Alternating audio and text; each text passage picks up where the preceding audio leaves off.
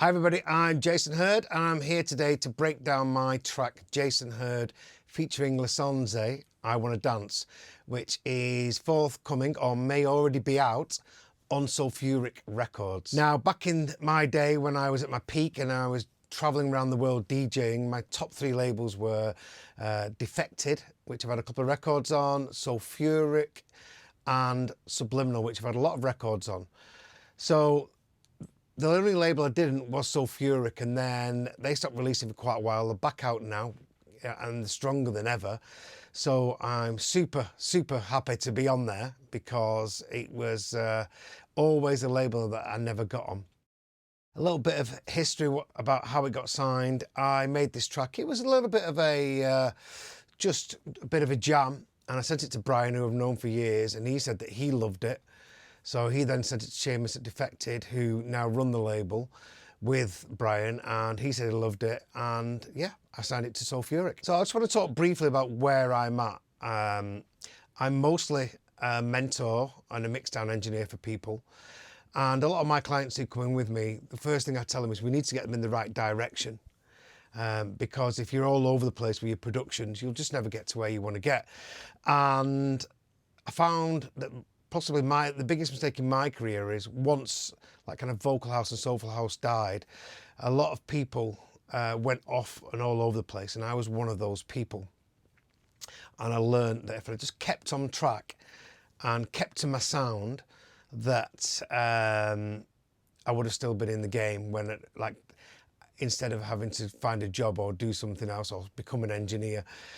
But recently I decided I wanted to start DJing a bit more, not just classic sets, which I do a lot of because of my record, Hurd and Fitz, I Just Can't Get Enough, but more because I love it and I miss the vibe, but I wanted to play more new music. So what I did was I got myself a DJ set together, found loads of records that I really liked, and then I've just started producing a lot of stuff that is right for me. Because all my biggest records, like I Just Can't Get Enough, my early soulful house tracks, they did really well. My record on Defected as One Kid, Now You're Gone, my record with Roland Clark, I Feel Good, and many others. The reason why they did so well, and to this day are still played by quite a lot of people, is because when I made them records, I loved it.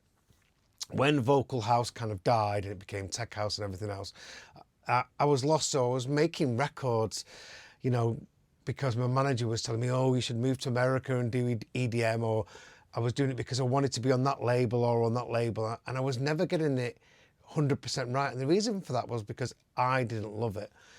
You know, I refer to when I was in the studio and I was using engineers like a lot of my mentors doing, when I was sat in the back and I was dancing, I was feeling it, I was vibing it. So I wanted to make music that I feel and I love. But I also thought at the same time that I might be able to get people to play it because it's more of a modern sound. So I got my DJ set together, found what I really loved, and I'm making music now for me that would fit in a DJ set that I want to play, which is quite housey, too quite underground as well, but still got lots of energy and a few vocals every now and then. So how did this record come around?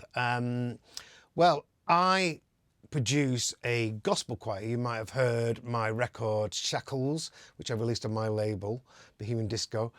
And we've done about 15 covers of dance records and written a couple of original tracks.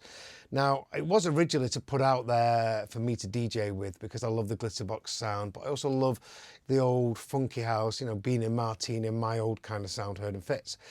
But what happened was it went from being that to being more of a, you know, corporate and wedding event thing, and that's going really well. So we were recording some backing vocals for the promo video, and Lisanse was in the studio, and he came in and he just jammed a little bit and sang the backing vocals to Shackles, actually.